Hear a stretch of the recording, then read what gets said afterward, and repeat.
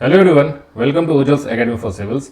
आज एक काफ़ी इंटरेस्टिंग टॉपिक पे मैं ये वीडियो लेकर के आया हूँ। अभी रिसेंटली सन हेलो फॉर्मेशन जो है वो काफ़ी ट्रेंडिंग में था। इसकी वजह ये है कि अभी ये बेंगलोर और हैदराबाद में दो जगह अभी बिल्कुल एक सप्ताह के गैप पे देखे गए हैं। जैसा कि आप देख सकते हो, बेंगलोर में 25 मई को ये एक सन हेलो फॉर्मेशन देखा गया और फिर कल हैदराबाद में फिर से ये फेनोमेना रिपीट हुआ है। दैट मीन्स कि ये फ्रीक्वेंटली बेंगलोर में और फिर हैदराबाद में ये जो सन हेलो फॉर्मेशन है, तो इसके वजह से काफ़ी लोगों में जिज्ञासा उत्पन्न हो गई है कि किस वजह से ये हेलो फॉर्मेशन होता है। क्या ये किसी गड़बड़ किसी चीज़ को आभास संकेत कर रहा है कि कोई कैटास्ट्रोफे हो सकता है, या फिर इससे जुड़े कई सारे सुपरस्टिशंस हैं और मिथ्स हैं। तो आइए इस वीडियो में हम लोग इसी चीज़ का खंडन करते हैं और इसके पीछे की साइंस को समझते हैं कि सन हेलो क्या होता है और इसके पीछे जो वजह, जो साइंस की जो कुछ फिजिक्स के जो फिनोमेना है, इसे समझते हैं कि किस वजह से ये होता है। तो लेट्स स्टार्ट। तो first, what is sun halo? Halo क्या होता है? तो halo is a circle of light जो कि सन के चारों तरफ या फिर मून के चारों तरफ दिखाई देता है कभी कभी। ये हमेशा 24 आवर्स, मतलब कि ऐसा नहीं कि हर दिन आपको ये हेलो फॉर्मेशन होगा। इसके पीछे कुछ स्पेशल कॉजेज होते हैं, वो जब सर्कमस्टांसेस फुलफिल होंगे तब आपको हेलो देखने को मिलेगा, जैसा कि अभी रिसेंटली बेंगलोर में और हैदराबाद में हुआ। तो it is basically a circle of light. Suppose this is our sun. तो जब आप आसमान की ओर देखोगे, सन की तरफ देखोगे, तो एक सर्कल ऑफ लाइट आपको दिखाई देगा। तो इसी को हम लोग बोलते हैं, this is the whole circle is known as halo. ठीक है।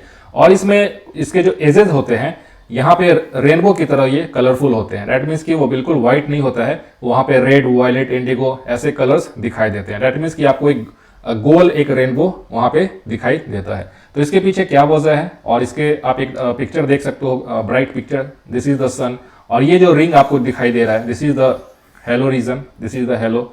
एक सन को चारों तरफ से एक रिंग जो है वो घेरे हुए है, and you can clearly see here that इसमें कलर्स भी हैं। Like you can see these are the colours at the outer ring. So this is the halo. So इसमें बेसिकली फिजिक्स के जो है 3 ऐसे फिनोमेना है जो कि साथ में काम करते हैं और उसी वजह से हेलो का फॉर्मेशन होता है। तो जो सबसे पहला फिनोमेना है, that is the reflection of light.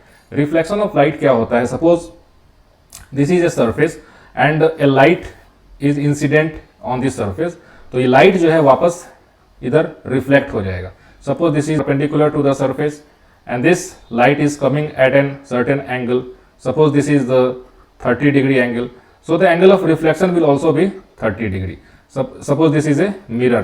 अगर ये कोई आईना है, हमारे पास मिरर है, और अगर आप मिरर पे एक टॉर्च से लाइट देते हो, अगर आप मिरर पे टॉर्च से एक पर्टिकुलर डायरेक्शन में लाइट उस पर फेंकोगे मिरर पे, तो वो लाइट वापस वहां से थ्रो बैक होती है मिरर से। तो इसी प्रॉपर्टी को हम लोग बोलते हैं, लाइट की जो प्रॉपर्टी होती है कि किसी सरफेस से रिफ्लेक्ट हो जाना, वापस मुड़ के आ जाना, उसी को बोलते हैं रिफ्लेक्शन ऑफ लाइट। तो ये काफ़ी सिंपल प्रोसेस है, ये थोड़ा सा ज़्यादा इंटरेस्टिंग है और इसमें लोगों को कई बार कन्फ्यूजन हो जाती है। तो आइए समझते हैं सबसे पहले रिफ्रैक्शन ऑफ लाइट क्या होता है। तो refraction of light is basically the bending of light. Bending of light कब? जब लाइट किसी एक मीडियम से दूसरे मीडियम में जाएगा तो वो अपने पाथ से थोड़ा सा भटक जाता है, थोड़ा सा बेंड हो जाता है, उसके पाथ में भटकाव थोड़ा सा हो जाता है। उसी को हम लोग बोलते हैं, the process is called as refraction. तो जैसे कि आप ये एक फिगर देख सकते हो, इसमें अगर आप इसको आप अपने घर में भी कभी आप प्रैक्टिकली करके देख सकते हो। अगर आपके पास कोई ग्लास है जो कि ट्रांसपेरेंट ग्लास है, स्टील का ग्लास नहीं, शीशे का, अगर कांच का ग्लास है आपके पास, और उसमें अगर आप पानी भर दो, ठीक है, आधा पानी भर दो, और उसमें कोई भी एक पेन हो या पेंसिल हो, अगर आप उसमें इंसर्ट करोगे तो आपको ये पेन जो है ये थोड़ा सा मुड़ा हुआ दिखाई देगा। दैट मीन्स कि पेन को ऐसे सीधा होना चाहिए था, लेकिन ये सीधा होने के बजाय जब मीडियम के पास से थोड़ा सा बेंड हो जाता है। तो इसी प्रोसेस को जो डिफाइन जो करेगा, that is refraction of light, because of the refraction. क्यों?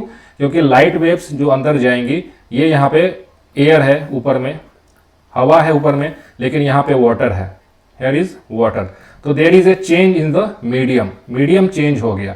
दैट मीन्स कि लाइट अगर किसी मीडियम में, सपोज 3 मीडियम है हमारे पास, air, water and liquid, solid. तो जब लाइट एयर से लिक्विड में जाएगा तो अपने पाथ से थोड़ा सा बेंड करेगा, फिर ये जब सॉलिड में जाएगा तो फिर से थोड़ा सा बेंडिंग हो जाएगा। तो this whole process is called as refraction of light. Like you can see in this diagram also, एक टॉर्च यहाँ पे जलाया गया और यहाँ से लाइट रेज इस पे, suppose this is air above and this is water, तो जब एयर से वाटर की तरफ लाइट रेज जाएंगी तो ये इसका एक नेचुरल पाथ सीधा ऐसे होना चाहिए था, ठीक है, जो ऊपर से सीधा होना चाहिए था, नहीं, लेकिन ये यहाँ से बेंड होके इस डायरेक्शन में आ गया और फिर इसमें ये सीधा ऐसे चलेगा। और सपोज ये वापस से अगर इसके नीचे कोई सॉलिड है तो ये फिर से बेंड कर देगा दूसरे डायरेक्शन में। तो this is the process of refraction. और ये लाइट का प्रॉपर्टी होता है, किसी मीडियम का कितना ज्यादा डेंसिटी है उसके ऊपर डिपेंड करेगा कि लाइट का कितना ज्यादा बेंडिंग होगा, ठीक है। तो this is the refraction of light. और जो ये प्रोसेस है रिफ्रैक्शन ऑफ लाइट है, ये काफी यूजफुल होता है। इससे हम लोग लेंस बनाते हैं, ठीक है, मैग्नीफाइंग ग्लासेस बनाते हैं, प्रिज्म बनाते हैं। रिफ्रैक्शन ऑफ लाइट की वजह से ही हम लोग देख पाते हैं। क्यों? क्योंकि हमारे जो आंख जो होती है यहाँ पे लेंस होता है और सपोज पीछे हमारा रेटिना होता है। तो जब कोई लाइट रेज सीधी आती है तो ये यहाँ पे फोकस हो जाती है because of bending of the light. तो ये रेटिना पे जो इमेज बनता है, हमारे आंख का जो पर्दा जो पीछे होता है, जो इमेज बनता है, वो भी बिकॉज ऑफ रिफ्रैक्शन। तो काफी एक नेचुरल फिनोमेना है और इसका काफी यूज होता है, काफी हेल्पफुल है। इसके बाद समझते हैं दूसरा जो फिनोमेना है जो कि मैंने आपको बताया, डिस्पर्सन ऑफ लाइट। अगर आप ये इमेज देख पा रहे हो, इसमें क्या है, this is a prism. Prism क्या होता है? एक ग्लास का स्ट्रक्चर होता है, टेट्राहेड्रन स्ट्रक्चर होता है।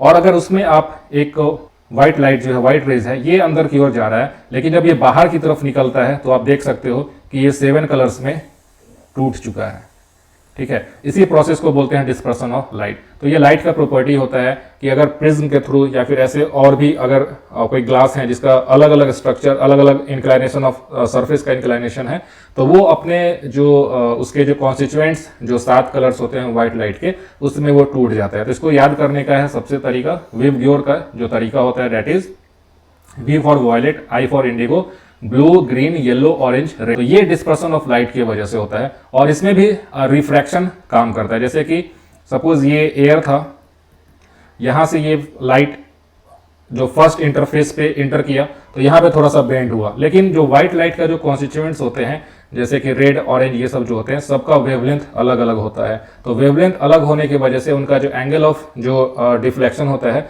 वो भी अलग होता है। तो इसके वजह से फर्स्ट डिफ्लेक्शन हुआ और फिर से यहाँ पे ये एयर मीडियम में ये निकल रहा है लाइट, तो फिर से यहाँ पे एक ज्यादा डिफ्लेक्शन हो गया। तो अल्टीमेटली वो जो 7 रंग जो है वो अलग अलग थोड़ा सा एक बैंड में दिख जाते हैं। तो यही हमारा डिस्पर्सन ऑफ लाइट है और इसी के वजह से हमारा जो इंद्रधनुष होता है वो इस 7 कलर का होता है। तो वहां पे भी ये डिस्पर्सन काम कर रहा होता है, ठीक है। So the separation of visible light into different colours is known as dispersion. तो अभी मैंने आपको 3 ऐसे फिजिक्स के प्रोसेस बता दिए। अब इसमें देखते हैं कि इसमें क्लाउड्स का क्या रोल होता है, क्योंकि अगर क्लाउड्स नहीं होंगे तो हेलो फॉर्मेशन भी नहीं होगा। ये एक काफी इंटरेस्टिंग फैक्ट है। तो थोड़ा बहुत क्लाउड्स के बारे में जान लेते हैं, समझ लेते हैं कि क्लाउड्स क्या होते हैं। तो जैसे कि आप देख सकते हो इस डायग्राम में ऐसे 10 ऐसे मेजर क्लासिफिकेशंस होते हैं क्लाउड्स के। जैसे कि ये क्यूमुलोनिम्बस क्लाउड्स है, ये सीरो क्यूमुलस है, सीरो स्ट्रेटस क्लाउड है, ये सीरस क्लाउड है। तो बेसिकली हेलो फॉर्मेशन इसी के वजह से होता है, जो अभी आगे समझेंगे सीरस क्लाउड्स के बारे में। एक निम्बो स्ट्रेटस क्लाउड है। तो इसके जो मेजर जो क्लासिफिकेशन होता है वो हाइट के हिसाब से होता है। जैसे कि मैं ऑलरेडी मार्क करके रखा हूं, ये जो एक लो लेवल क्लाउड्स होते हैं, फिर एक मिड लेवल क्लाउड्स होते हैं और एक हाई लेवल क्लाउड्स होते हैं। हाई लेवल क्लाउड्स मतलब कि जो हमारा जमीन का जो सरफेस है, suppose this is the ground level, ये हमारा ग्राउंड लेवल है, तो इसके ऊपर अप टू 12 किलोमीटर हाइट पे जो क्लाउड्स होते हैं उसे हम लोग बोलते हैं हाई लेवल क्लाउड्स। और फिर ये 7 किलोमीटर से 12 किलोमीटर के बीच के रेंज को हाई लेवल क्लाउड्स बोलते हैं। 7 से फिर 2 किलोमीटर हाइट तक के बीच के जो क्लाउड्स होते हैं उसे मिड लेवल क्लाउड्स बोलते हैं। और जो सबसे नीचे लेवल का जो क्लाउड होता है उसे लो लेवल क्लाउड्स बोलते हैं। तो जो सीरस होता है ये सबसे हाई लेवल क्लाउड्स होता है, जो हमारा 12 किलोमीटर हाइट तक ऊपर में रहता है और इसी के वजह से हेलो का फॉर्मेशन होता है। तो देखते हैं कि सीरस क्लाउड्स क्या होते हैं और फिर इसमें ऐसे आइस पार्टिकल्स का प्रेजेंस होता है और उसके वजह से जो ये रिफ्लेक्शन, रिफ्रैक्शन और डिस्पर्सन ऑफ लाइट्स वो तीनों होते हैं और उस वजह से हमारा हेलो का फॉर्मेशन होता है। तो देख सकते हो सीरस क्लाउड्स आप आसमान में जब कभी बारिश नहीं हो रहा होगा, जब ड्राई वेदर टाइप का सिचुएशन रहता है, तो बहुत ऊपर आकाश में आपको ऐसे क्लाउड्स दिखाई देते हैं। तो these are basically cirrus clouds, ठीक है। ये सीरस क्लाउड्स होते हैं और इसका प्रॉपर्टी क्या होता है कि ये ऐसे बैंड्स में हेयर की तरह, बाल की तरह दिखाई देता है। आपको लगेगा कि जैसे कोई लंबा लंबा बाल, स्ट्रिक बाल जो है, बैंड जो है वो हमारे ऊपर क्लाउड्स में, ऊपर आसमान में ऐसा दिखाई देता है। तो ये हेयर लाइक फॉर्मेशन होता है, ठीक है। और इसमें पैचेज होते हैं, आप देख सकते हो कलर इसमें व्हाइट कलर का है, ठीक है। तो ये सीरस क्लाउड्स जो है ऊपर में होता है। और इसमें एक सबसे खासियत होता है कि ये इतना ज़्यादा ऊपर क्लाउड होता है कि इसमें हमेशा आइस क्रिस्टल्स यानी कि बर्फ जो होता है, बर्फ जो आइस हमेशा उसके क्रिस्टल्स इसमें होते हैं, ऐसे ऐसे क्रिस्टल्स जो बने होते हैं वो इसमें होते हैं। तो ये प्रिज्म की तरह काम करते हैं। जैसे कि मैंने आपको पीछे बताया कि प्रिज्म के थ्रू जब लाइट, व्हाइट लाइट जाता है तो 7 रंग में टूट जाता है, डिस्पर्शन हो जाता है। तो वैसे ही ये जो आइस के, जो बर्फ की जो क्रिस्टल्स होती हैं, इसमें जब कोई लाइट एंटर करेगा, व्हाइट लाइट सन का, तो वो भी 7 रंग में टूट जाता है। ये जो सीरस क्लाउड्स है इसमें एक्चुअली हेक्सागोनल आइस क्रिस्टल्स होते हैं। हेक्सागोनल मतलब कि 1 2 3 4 5 6। तो हेक्सागोनल शेप के जो आइस क्रिस्टल्स होते हैं वो वहां पे, जैसे कि अपर लेयर में जाओगे तो कुछ ऐसे आइस क्रिस्टल्स होते हैं, जैसे कि आप एक देख सकते हो, ये एक हेक्सागोनल आइस क्रिस्टल है, दूसरा एक ये है, तीसरा ये नीचे एक हेक्सागोनल आइस क्रिस्टल्स है। तो ये ऐसे सीरस क्लाउड्स में फैले होते हैं, क्योंकि वो इतना ज़्यादा 12 किलोमीटर हाइट पे होता है, काफ़ी ठंड होती है ऊपर में, माइनस टेम्परेचर हो जाता है।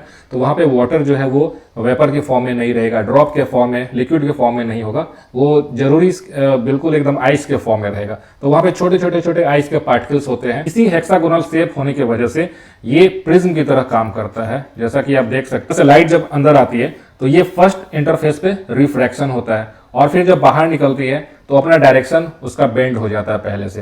तो ये जो बेंडिंग होता है ये एक्चुअल में 22 डिग्री का बेंडिंग होता है। तो इसी वजह से ये जो हेलो है इसे 22 डिग्री हेलो भी बोलते हैं। ठीक है, तो ये इसका मेन रीजन है कि सपोज इसमें से लाइट रेज इधर से एंटर करती है, तो फर्स्ट अब चूंकि बाहर में एयर है और ये सॉलिड है, ठीक है, तो लाइट का जो एंटर जो इसमें होगा, एंट्रेंस जो होगा, वो थोड़ा सा डायरेक्शन पहले से बेंड हो जाएगा। ठीक है, यहाँ पे बेंड हो गया।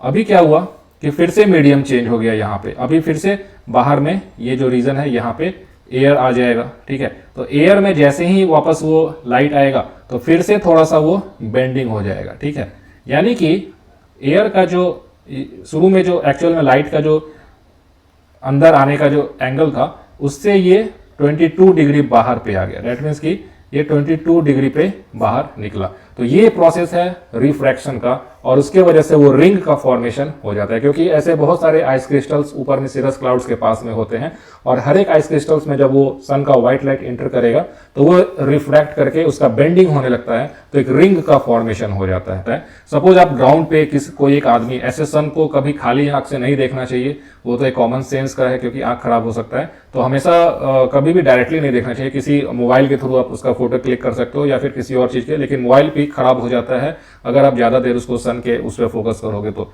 ठीक है, तो क्योंकि उसके अंदर भी फोटो सेंसर्स होते हैं और वो भी डैमेज होता है। ठीक है, तो आप देख सकते हो कि observation of hello eight 22 degree angle. तो 22 डिग्री एंगल क्यों मैंने बताया, ऐसा क्यों होता है 22 डिग्री पे, क्योंकि ये जो हेक्सागोनल शेप की वजह से जो इनिशियल लाइट का पाथ था उससे ये वापस जब बाहर निकलता है तो इसके बीच में 22 डिग्री का फर्क हो जाता है।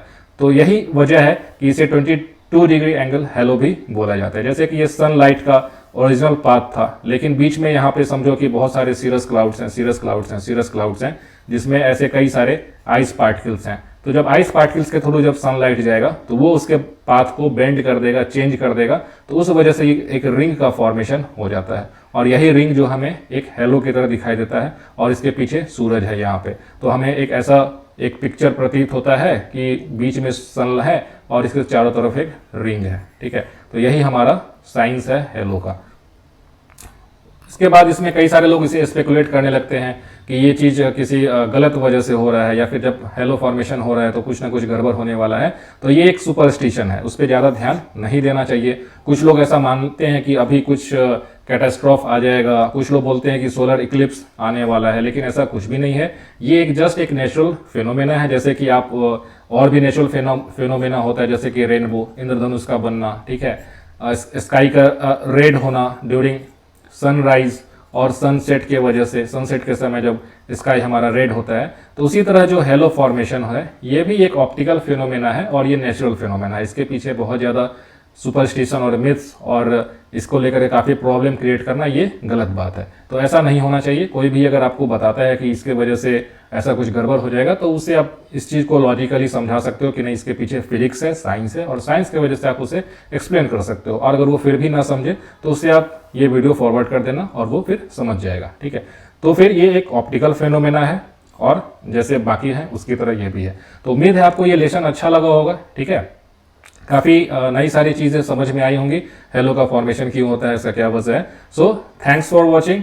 और सबसे जरूरी बात कि आप इस वीडियो को लाइक जरूर कीजिए, सब्सक्राइब कीजिए उज्ज्वल्स एकेडमी फॉर सिविल्स को और बेल आइकन जरूर दबाइए ताकि आपको इसका एक रेगुलर नोटिफिकेशन मिलता रहे जब भी मैं कोई वीडियो अपलोड करूं। मैं इस चैनल पे कॉन्टिन्यूअस अच्छे कंटेंट डालता रहता हूं जो कि आपके जनरल नॉलेज पर्सपेक्टिव से या फिर करंट अफेयर्स पर्सपेक्टिव से काफ़ी उसे सिंप्लीफाई करके क्लियर करके समझाता हूँ। ठीक है, तो आप इस चैनल पे बने रहिए। Thanks for watching.